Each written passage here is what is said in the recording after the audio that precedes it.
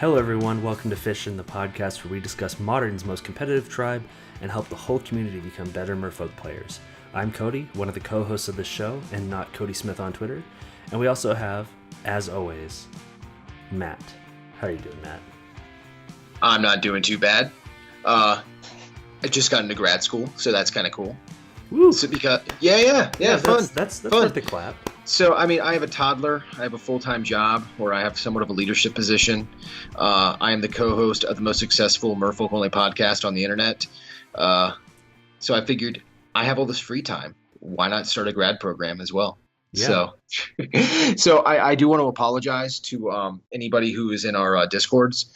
I know I am not active on there enough as I am just insanely busy with just everything, and it's probably going to be even less. So I love you guys. I will be popping in as much as I can, but I will be doing my damnedest. So we are on iTunes, Instagram, basically everywhere you could find us. Instagram, YouPorn, Facebook, Twitter, as Napster, FishcastMTG. LimeWire. On iTunes and Google Play. We're also on on-demand streaming services like iHeartRadio and AM radio. Spotify. So find us on. We're not on AM radio yet. Maybe one day we can sneak onto AM radio. I don't know who would listen to us, like grandpas or something. Might.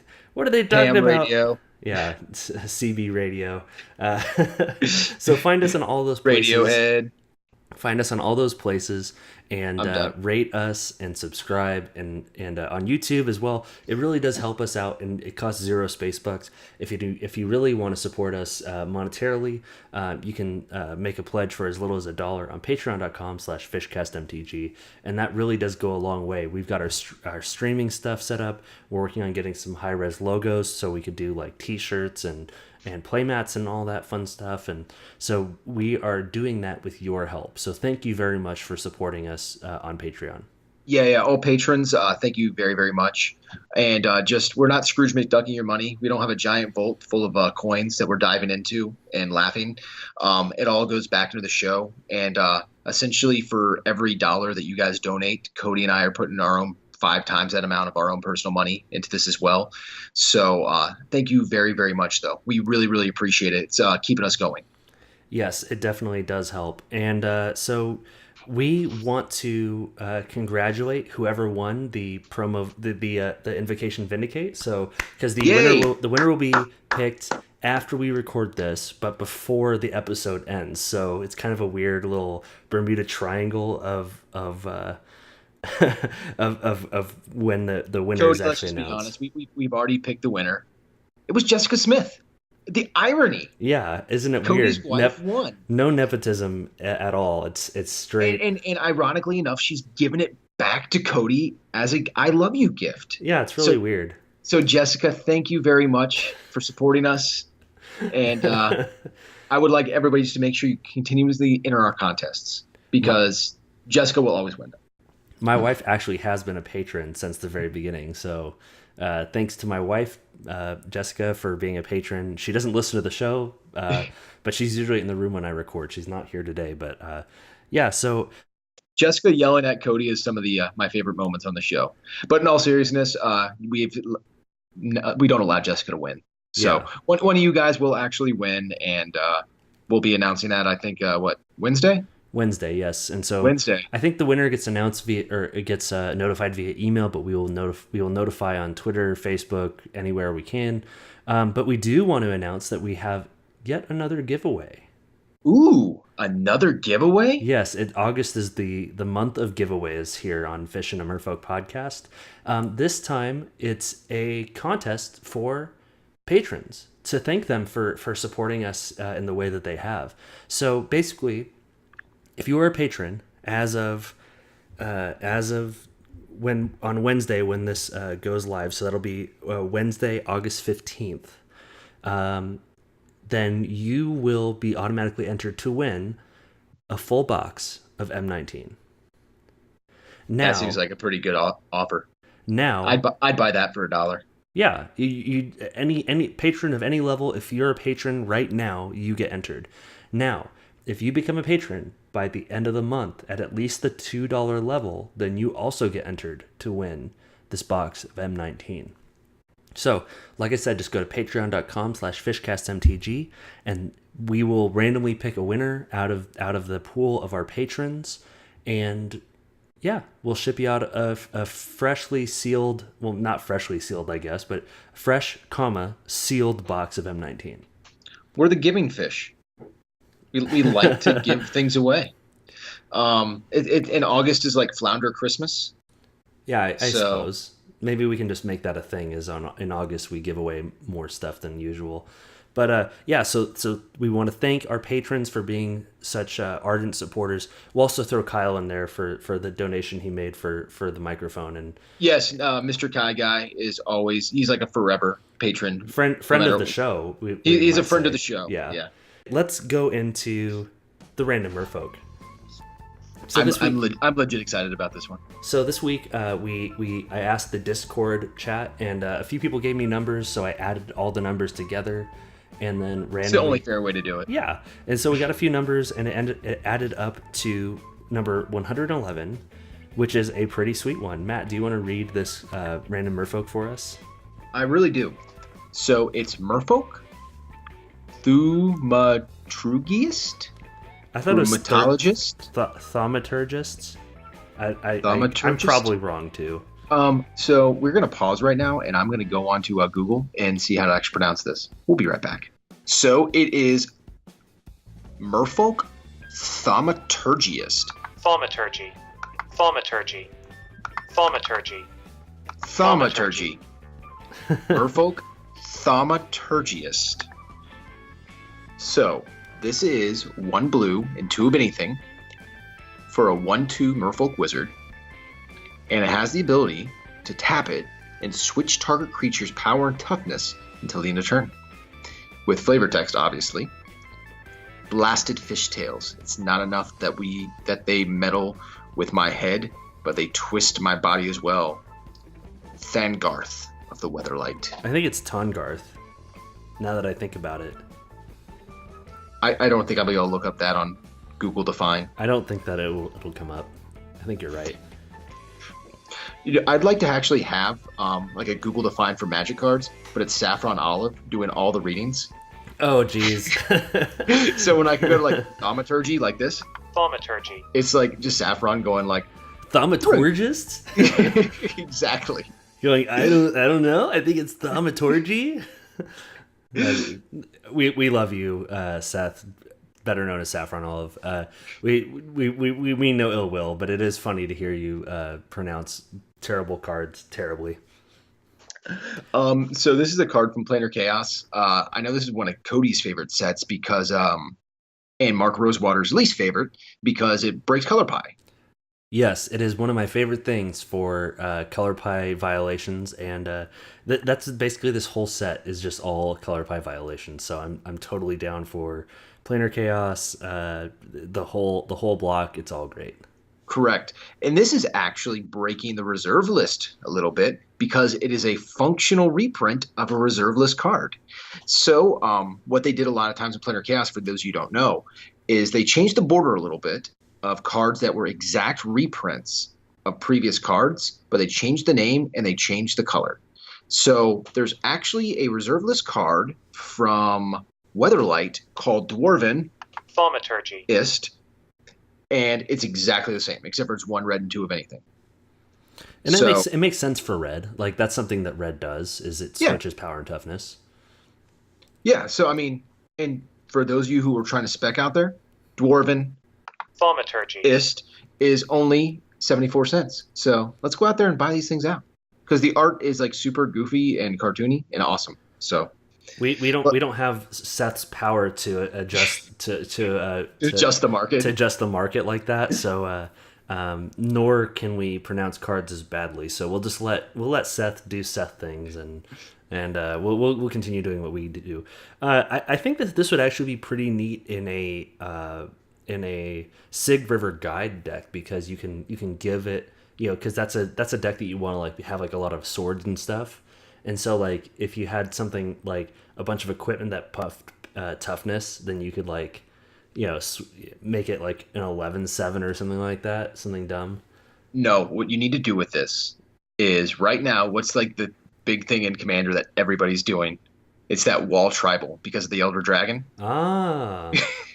You put this in there and you just start popping their walls because they become like 8-0s. Yeah, that's true. If their toughness becomes 0, it dead. Yeah, let's break Commander. Let's buy out all the Merfolk Thaumaturgists and just kind of Thaumaturgy. Thaumaturgy. And yeah, let's break Commander, everybody. Oh, by the way, Thaumaturgy. is a noun. It is the working of wonders or miracles. Magic. He attracts people by his... Thaumaturgy. Okay, I'm going to stop that now. Yeah. Thanks, Google. We appreciate your input on this podcast. Thaumaturgy. So we're gonna go right in. I mean, before we go into our main topic, this really doesn't need to see a lot of play anywhere. This doesn't fit in Modern or Legacy because I mean, basically everything are 2/2s or 1/2s, or sorry, 2/1s or 3/1s with a True Name Nemesis. So we're not going to shrink our 3/1 into a 1/3. What's the spatial contortion? Is that the one that flips power and toughness? I believe so. Yes. I mean, I guess it has a potential, maybe, with something like being a spatial contortion on a stick. I mean, potentially, like in the future of Modern, if something comes around where it could become a thing. I mean, right now it's not, and it probably won't. But maybe in the future, if a certain kind of cards are printed. I mean, I guess you can say that about almost every card. But this one in particular, I can see potentially being like sideboard tech in the future. I could see you citing this in against, like in Legacy, against Death and Taxes for like the Thalias and stuff, to shrink it down to be like 1/2s instead of 2/1s. Or like if Spellskite becomes a thing again. Yeah, to kill a Spellskite. I mean, yeah, like this very fringe application, nothing super serious. Yeah. All right, so let's go ahead and go into our main topic.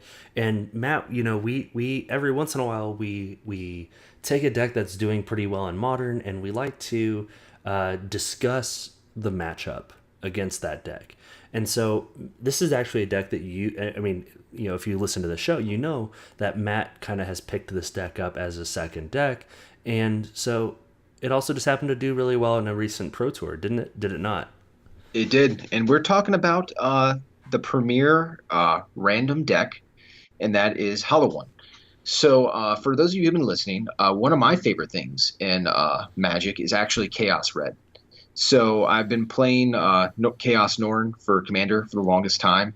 I actually one of my hobbies is finding the most chaosy cards to make my Chaos Norn deck as chaosy as possible. Like, I don't even think it has a win condition at this point anymore. It's literally there just to watch the world burn. So, but I mean, this is essentially Chaos Modern, but controlled chaos, very, very controlled. So, initially I wasn't going to play this deck. I was selling off a bunch of my Modern staples at the time, to get into, Legacy, duels. But, I could not find anybody who wanted to buy my playset of Goblin Lores that I had in bulk, just sitting in boxes. So eventually I just said, screw it, I'm going to put it together, and I've been playing it, and I absolutely adore it. It's a great deck. It's a ton of fun. And it just won the Modern Pro Tour for the team event. Yeah. Or so, the team event Modern part of it. Yeah. So this is a deck that, despite, like you said, being a super chaos deck, discarding a lot of stuff and dumping things and kind of cheating creatures into play, this is actually a surprisingly consistent deck. It's incredibly consistent. The big reason is that a lot of people, let me rewind just a minute. So a lot of people think this is more of a chaos deck, or this is a random deck, because the Burning Inquiries, which is 1 red for draw 3, or each player draws 3 and then discards 3 at random. And then you have the Goblin Lores, which is 1 red and 1 of anything. And that's you will draw 4 cards and then discard 3 at random. So it's the randomness that really gets people. But more often than not, it's not random at all. You are setting up your hand to discard cards that you want in the graveyard, like your Bloodghasts or your Flamewake Phoenixes, or just discarding things that aren't going to matter as much, so you can delve into a zombie fish or a Tassiger. And I mean, if you lose some, and you're going to lose some of these things. And then the big bad boy right now is the Hollow One itself, which is 5, and but he costs 2 less for each card you've either discarded or cycled this turn. So Kody and I actually played a few games, and I think on game 3 I had 2 Hollow Ones on turn 1. Yes, you did. That was pretty busted. I lost very quickly that game. Yeah, I mean 8 power turn 1. I mean it's a legal thing to do in Modern right now. So it's really good. It's really fast. It does. I mean, there is a little bit of luck involved, but just like, I mean, there's luck involved in Magic no matter what, because you're people who top deck. You don't know what's coming next. So there's always going to be some sort of variance and luck involved in a game like this. It's just minimizing it as much as possible. And this deck is just like that, even though there is a random factor to it. Yeah, and so part of the reason that this deck is able to do so well despite so much apparent randomness is the value that it gets from either dumping things in the graveyard or using your graveyard as a way to deploy more threats. So, and again, so in this case, I'm talking about Bloodghast and Flamewake Phoenix, which are both creatures that basically come out of the graveyard, once conditions are met, and pretty easy conditions, really. Like there's almost no drawback to just dumping them. Yeah, I mean, Bloodghast has always been just a really good card. I think it's probably undeniable. It's the best landfall card ever printed. Yes. It's 2 black for a 2/1. But when it's in the graveyard, if you play a land, you can bring it back to the battlefield, and it gains haste if the opponent has 10 or less life, and but it can't block. But the Flamewake Phoenix was actually a bulk rare for quite a while from Fate Reforged, and it is 2 red and 1 for a 2/2 Phoenix that has haste and must attack. But if you have a creature on the battlefield with power 4 or greater, Yes. I believe it's 4. Yeah, you can. It's in the graveyard. You can pay 1 red and return to the battlefield during the attack phase. So, I mean, and more often than not, because you have your zombie fishes, your Taskers, your Hollow Ones, and a card we haven't mentioned yet, Flameblade Adept, you're gonna have 4 power coming at you. Yeah, that was another thing that I was about to say. I mean, with all the discarding you're doing, Flameblade Adept is actually a very recent card. It costs. Is it Adept or Adept? I've always said Adept. Adepts. I'm sure they're interchangeable. I feel like we're gonna have like was it like a dance fight right now? It's not on. Oh, it's on. No, it's not on. Ooh, it's on. All right. It isn't on. Nothing's on. It's off. It's on. What's that play? Oh, it's on. Adept. Adept. It's the Sharks versus the PRs. Yeah, exactly. The Sharks versus the Jets. Yeah. So Flameblade Adept, it costs red for a 1/2 with menace. So that menace is definitely helpful. That is not to be understated. That menace is huge. But absolutely huge. The biggest reason that this card is in the deck is obviously, number 1, you can just play it on turn 1.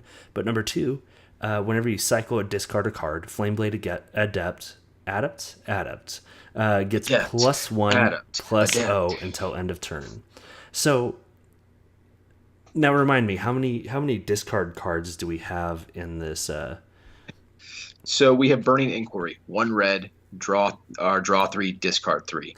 You have wait. So stop real quick. That's 3 cards to discard. So you pay red, and you discard 3. So this becomes a 4/2 with menace on turn 2 for 1 mana, for 1 extra mana.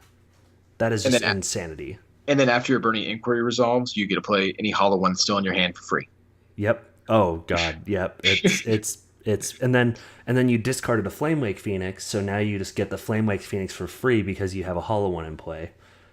Well, and the Flame Blade add-up is over 4 power. Yep. And this is turn 2, so you have a mountain that's untapped. Yeah. Yep. So on turn 2, you just swung in for 5, and I'm sorry, 7, and no, I can't do math. It'd be today. 6. It'd be 6, yeah, because you have 4 from the Flame Blade and then 2 from the Flame Wake Phoenix, and then you'd have another at least 7, potentially more, depending on your discard spells the following turn. Yep. So, yeah, I mean, it gets out of hand really quickly. But, yeah, as Kody was saying, we have a ton of ways to discard or cycle cards. So we have 4 Burning Inquiries, 4 Faithless Lootings, 4 Goblin Lores, 2 Collective Brutalities, which allow you to escalate. So you can just discard and as controlled discard. Same thing with the Faithless Lootings. And then it plays a playset of Street Wraiths. Yes, so that is definitely something, you have, let's see here, that's 18 ways to discard at least 1, but up to as many as 3 cards at a time for 1 mana, basically. Yeah, I mean, and these are all like very real things that I've done against Kody when we've been playtesting. Like having an opening hand of play Mountain, cycle Street Wraith, draw a card, play play Faithless Looting, draw 2, discard 2, play Hollow 1, pass. It's entirely possible, and it happens quite a bit actually. Turn 1 play in this deck, and there was no randomness that play. It was all completely controlled, and you get to pick what you pitch. So then you pitch Bloodghast and a Flamewake Phoenix, or you pitch a second copy of Collective Brutality, which has flashback. So you mean Faithless Looting? Oh, I'm sorry, Faithless Looting. Thank you. Yeah. So again, Faithless Looting just having flashback is extra gravy, like just an extra way. So before we go into discussing how Merfolk kind of combats this deck, let's go over the sideboard real quick. I think we both have the I have the Pro Tour anniversary deck that it doesn't have the name of the player. Who do you know who played it? It was Ben Hull. Okay. Yeah, so I have Ben Hull's deck list up here on MTG Goldfish. So I mean, I'm sure our sideboards are the same. This is a pretty stacked sideboard.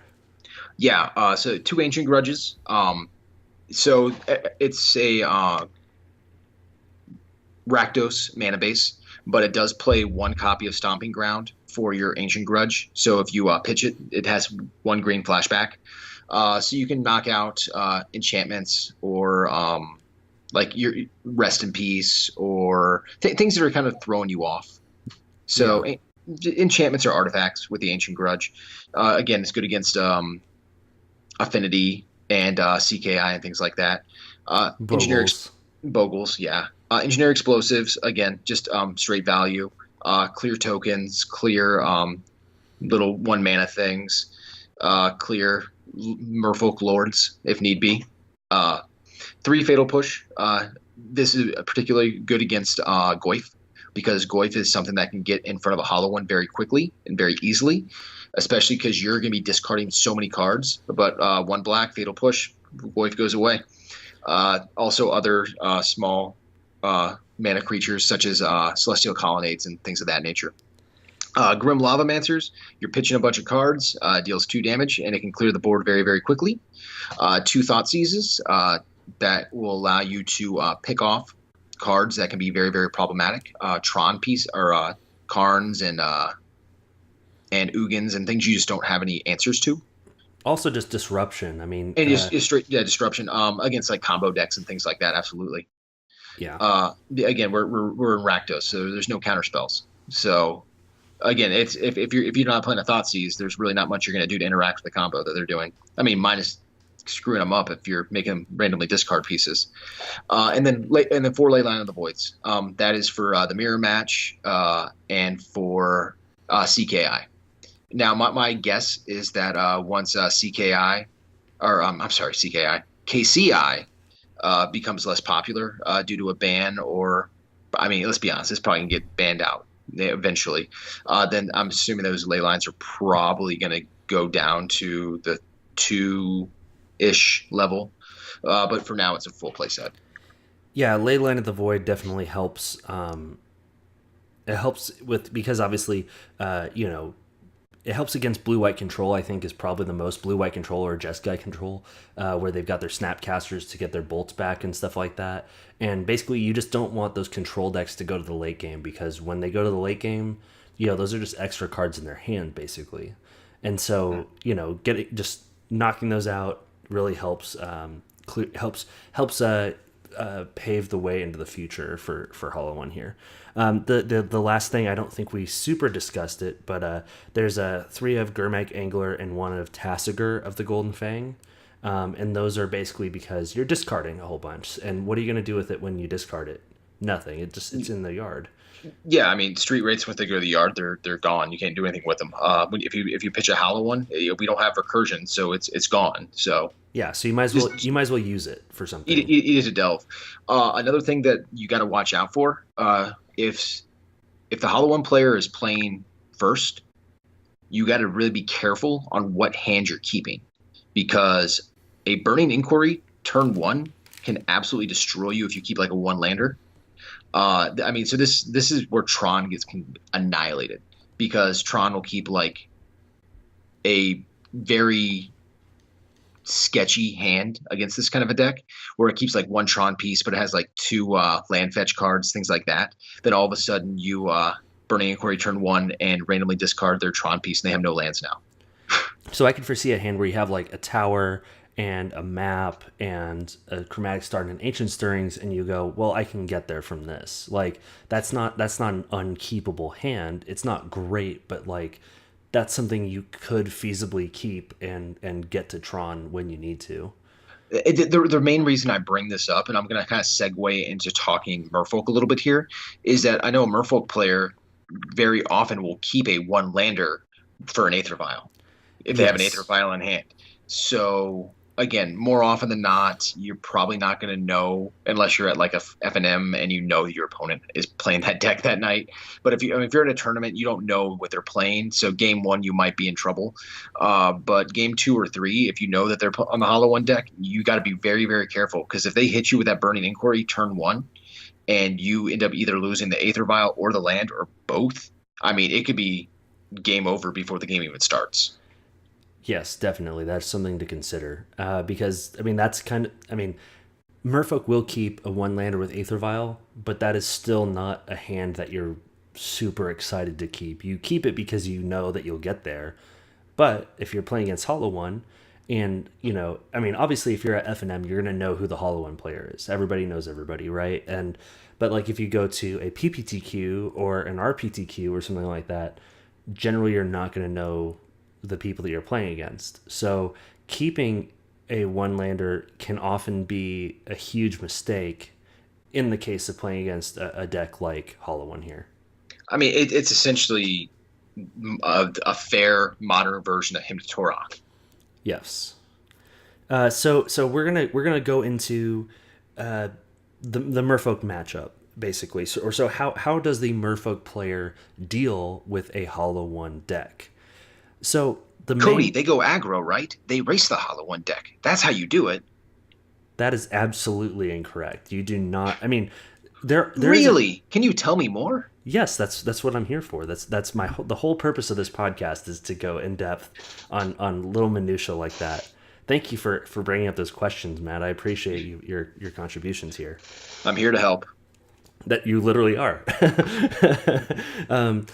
Thaumaturgy. Yeah. Thaumaturgy and a Windows update sound, so even better. But yeah, so there is definitely a time to turn the engine over and start slamming in. But the main thing is you have to be careful against Hollow One. The main problem that you have when you're playing against Hollow One is even though Hollow One keeps a hand, that's not the hand they have. So I think I said that to you multiple times tonight. It's like, I wonder what my hand's going to look like. Yeah. So, I mean, you could turn one Goblin Lore. You could turn one. Yeah, I can't turn one Goblin Lore. Sorry, you could turn one Burning Inquiry, Faithless Looting. Cycle a Street Wraith. There's just so many ways that what they have is not what they have, and so Hollow One can kind of sculpt what their opening hand looks like, really, and like Matt said in one of our games, he had 2 Hollow Ones out turn 1. Well, I guess attacking turn 2, and those types of hands are just hard to deal with. Now the odds of that happening are fairly low, but it happens. Yeah, no, and I'm definitely not saying that that's like an average start for Hollow One, but it is not unusual. It's not as consistent as a turn 3 Karn, but it's not unheard of. Yeah, so one of the big things that you have to be careful with is this is where you want to be playing Merfolk almost as if it was a control deck. You're wanting to use your early interaction like Spell Pierce or Curse Catcher, whichever one you're choosing to run.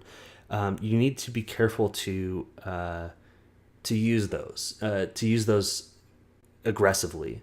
But you don't want to rush to put down things like drop creatures, because that's not the way you disrupt the Hollow One deck. So one thing I want to say is the Hollow One deck only runs 18 lands, and the main reason they do that is they really only need 2 to 3 lands to operate. So the Spell Pierces and the Curse Catchers are really going to hurt, because if they're trying to do more than one thing a turn or it's early game, they're not going to have untapped lands. It's just not going to be something they have. Yeah, so both Spell Pierce and Curse Catcher are really good against getting those cards either in your opener or on the board. In the case of Curse Catcher, are definitely ways that you can disrupt a really, because obviously a Hollow One player could kind of keep a hand that's not super great because they know, oh well, I've got Faithless Looting, or I've got I've got Burning Inquiry, or I've got Street Wraith. And I mean, we can't counter the Street Wraith, but we can counter basically 8 spells in their hand that could basically reset what their hand looks like. And essentially you're time walking them and duressing them when that happens. Yes, so and a lot of the games that I did well in when we played earlier were games that I was able to just turn off your early cycling spells, or at least maybe not turn 1 but turn 2 or turn 3. If you can stop it, then they can't get they don't get Hollow Ones out early. They don't get Flamewake Phoenixes in their graveyard that way, and that's the way to stop them. This is a way for Merfolk to stop them. I mean, other decks, if they can sweep the board or things like that, the Hollow One deck can run out of gas, but Merfolk isn't going to have that. I mean, at one point I was joking around with Kody. I'm like, well, unless Merfolk's playing Evacuation, might as well just drop everything, because you're not destroying my board. Yes, and so that kind of leads into the next part that I think is kind of the big thing that Merfolk has that combats the Hollow One deck well, and that is in Merfolk Trickster and Harbinger of the Tides. Now, Harbinger of the Tides is kind of a card that comes in and out of Merfolk, not necessarily out of its effect not being good, but I mean, if you don't have Aether Vial, it becomes really hard to justify the 4 mana it costs to play it in flash speed. But this is a deck, Hollow One is a deck that plays a lot of expensive cards, but in a cheaty way. So Hollow One costs 5. That if you bounce a Hollow One back to their hand, Matt just said it. That deck is happy when it hits 3 lands. And so if you knock out a Hollow One and bounce it back to their hand, not only it's kind of like time walking. You force them to jump through hoops to get Hollow One out. The same thing with Flamewake Phoenix. It costs 3 mana, which isn't undoable, but it will take their whole turn to replay it, so they're not discarding things. The Hollow One player is not wanting to hard cast the Flamewake Phoenix. Yes. They will do it, but they're not wanting to. Again, if the Hollow One player is hard casting Hollow One, or God forbid a Street Wraith, things have gone really bad or very grindy. Yes. It's also really important to note that Flamewake Phoenix, Bloodghast, and Street Wraith all have double mana costs, which is really stressful on their mana. And yeah, we have fetch lands and we have dual lands in this format, but that's not saying, I mean, the Hollow One player kind of aggressively gets rid of their lands because, you know, what are the, you know, why would you need more lands than 3 or 4? You know, once you hit 4 lands, you've gotten there. But sometimes at that point I want to hit hot cards. Yeah. And so I don't need to get to 5, 6, 7, 8 lands. Yeah. And I'm not saying that that's not a reason why a Hollow One player wouldn't hold on to like more dual lands, but you know what? Sometimes in a situation they need to drop a land to play a cycling spell, and they may run past all their black sources, you know? Mm-hmm. And sometimes that happens because this is a deck that discards things randomly. So sometimes they can just be stuck on red mana and not have the black. Or maybe they have like a Blackleaf Cliffs and 2 Swamps, and that's it because of just how things cycle. Correct. Now, on that note, really the Hollow One deck only needs 1 black mana because the Bloodghast is really very rarely going to be hard cast. Same thing with the Street Wraith. It is for the 1 mana that you need to play Tassiger or the Gurmag Angler or the Collective Brutality. Yeah, correct. And I understand that, but I'm just saying, like, if you're able to bounce Street Wraiths, Bloodghast back to, you know, the opponent's hand, they'll be hard pressed to be able to play them out. I mean, obviously you've got more. If you bounce the Street Wraith, you've either had the biggest brain fart in the world or something has gone really bad. Yeah, you don't bounce Street Wraith. Let that thing swing free. You're gonna have a bad time. But yeah, so the big thing, number 1 is you want Spell Piercers or Curse Catchers, and you need to hold up mana for creatures that are interactive. So again, this is Merfolk Trickster and Harbinger of the Tides. Now that doesn't mean that you're not going to be playing out your lords. It doesn't mean any of that.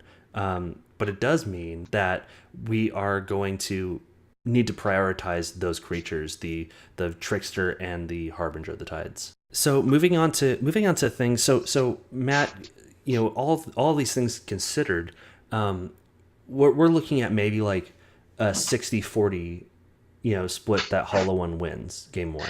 Yeah, I think Hollow One probably has even a better matchup than that. But we're splitting hairs at this point. Merfolk is definitely the dog, and I think Merfolk is going to be the dog all 3 games. I know you disagree a little bit, but I think for sure main decks Merfolk is definitely the dog because it's just not going to have enough answers to the things that Hollow One is doing. Yeah, no, and especially game 1, I mean, like I said, we have main board stuff that interacts well, and if you're smart and you think about what you're playing, then you have a much better chance than just, you know, if you're just slamming fish on the table. Yeah, exactly, and it depends on how your fish deck is constructed, because as you said, not everybody's playing Curse Catchers right now, not everybody's playing Dispels right now. Then it's main deck Dismembers, not everybody plays. So what combination are you playing? And so how many answers do you actually have?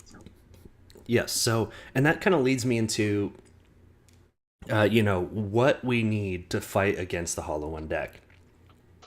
Now, it's pretty common for Phantasmal Image to kind of float between the sideboard and the main board. Currently, I think Phantasmal Image is really well situated. Just because of the breadth of decks that are available in Modern. You know, we have these hard control decks, we have these aggressive decks like Hollow One, where sometimes, you know, copying a Hollow One is a way to just roadblock them a little bit, and not full on stonewall them, but it does have an interesting interaction as well, where you can copy a Bloodghast or Zombie Fish.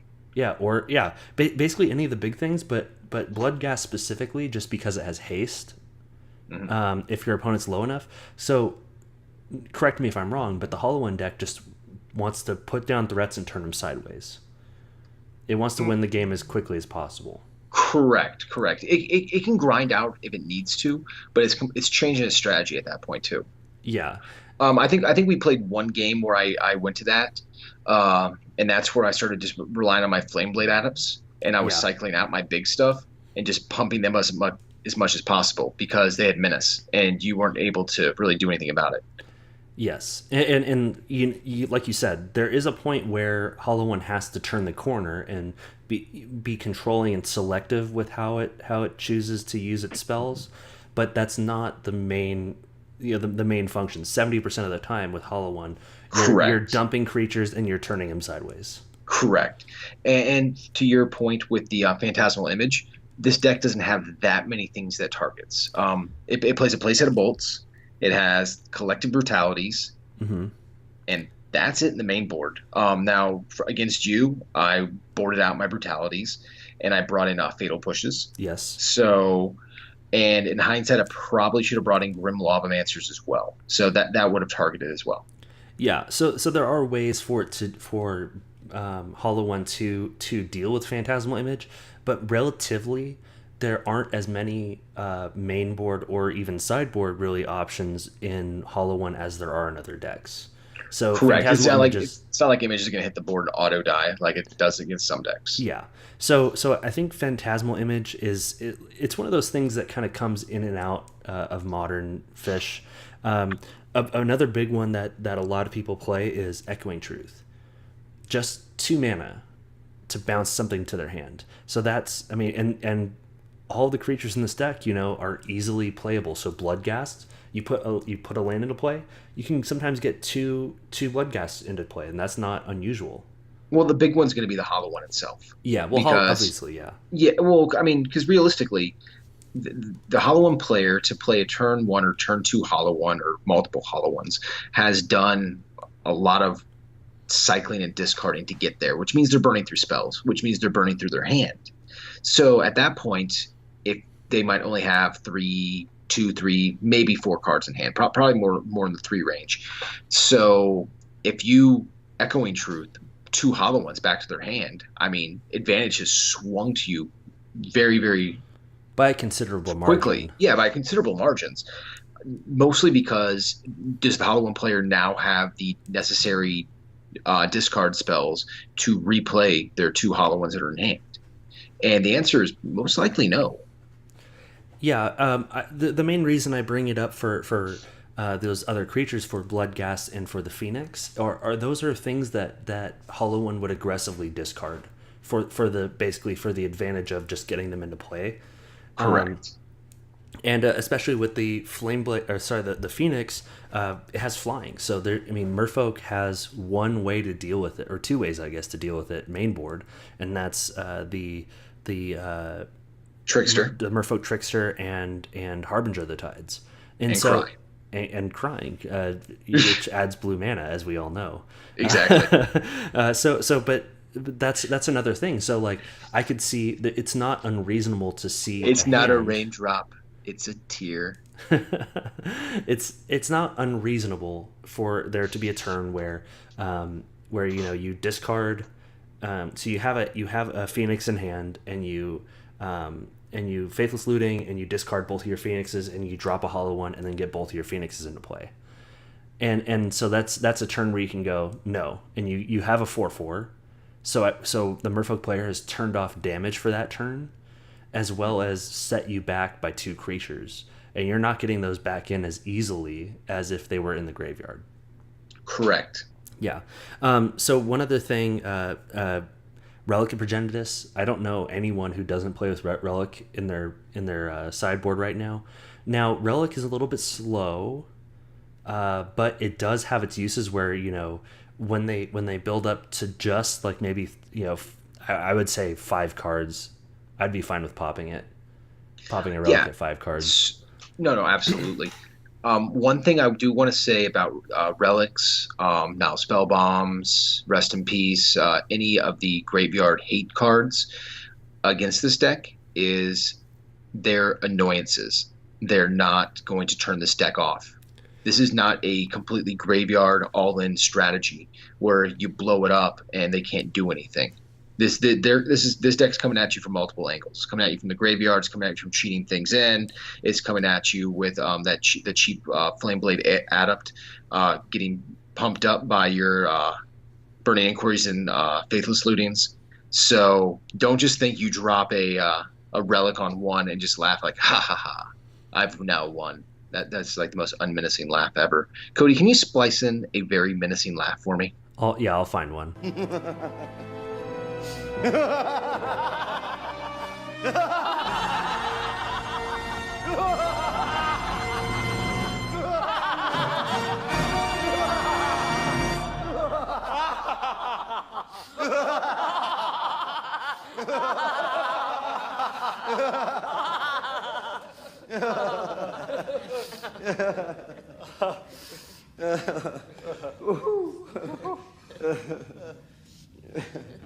Relic and Grafdigger's Kid, which again kind of comes in and out of favor. Yeah. Those are both, sometimes against Hollow One, all you need is a little bit of time. You need a couple turns.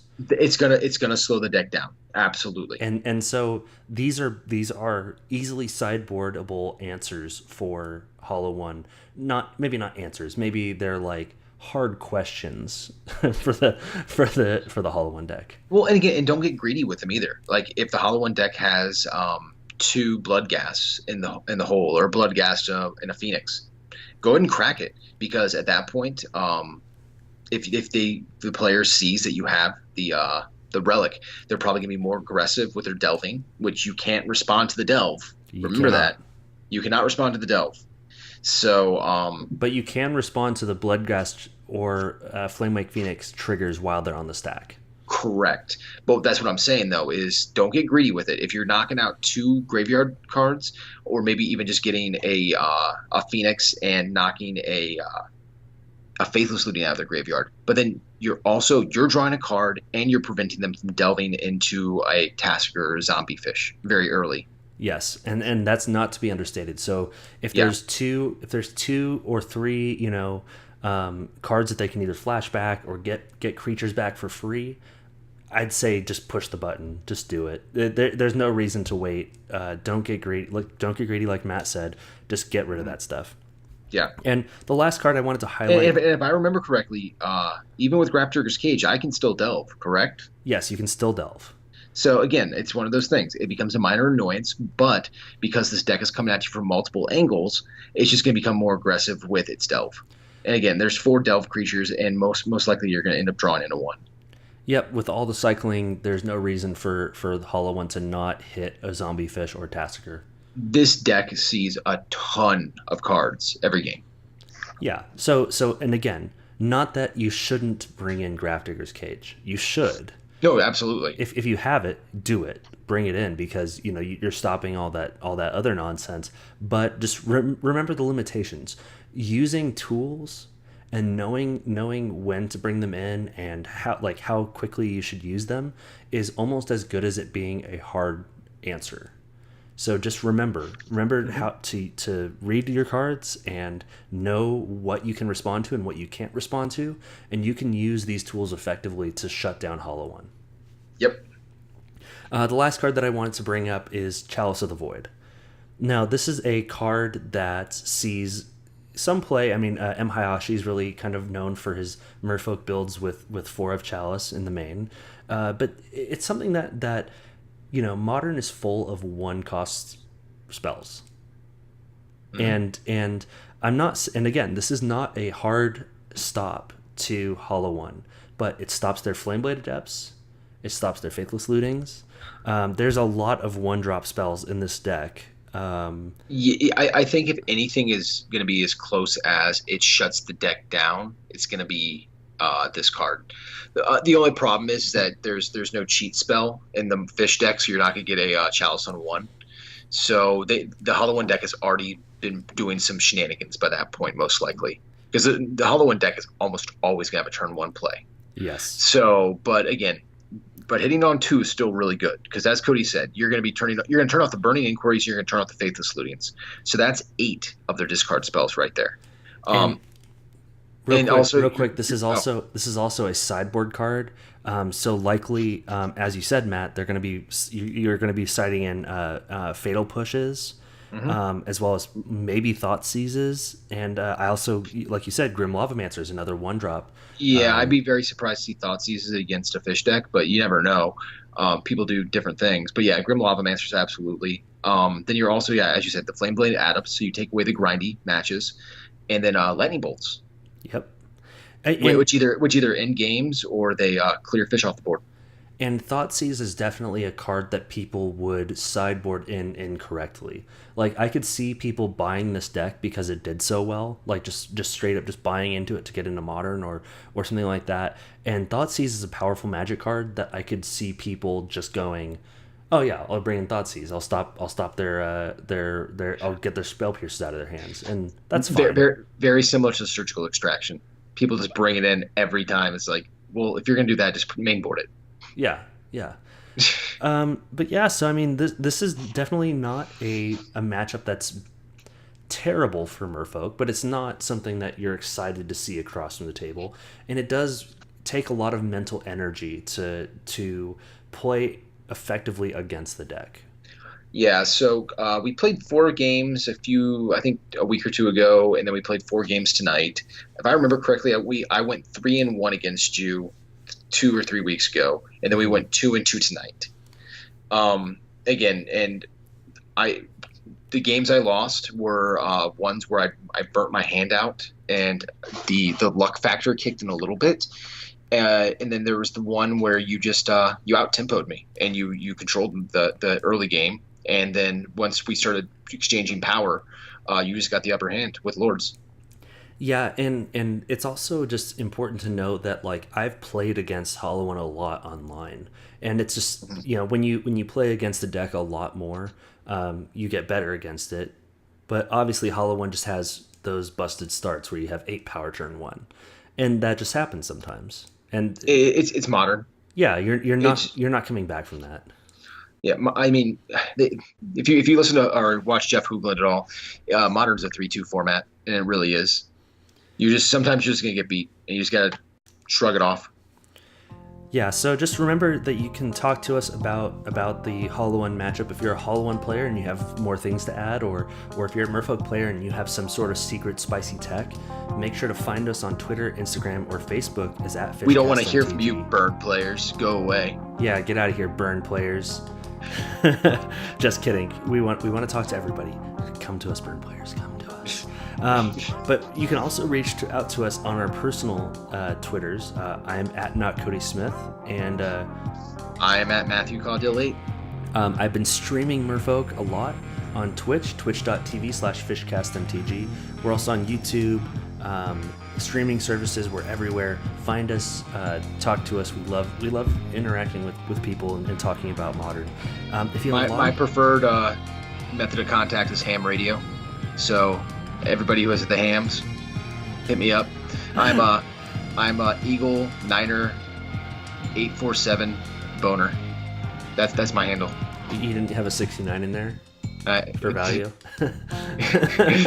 I don't know if I put a 69 in there. If I did, it was completely unintentional and awesome.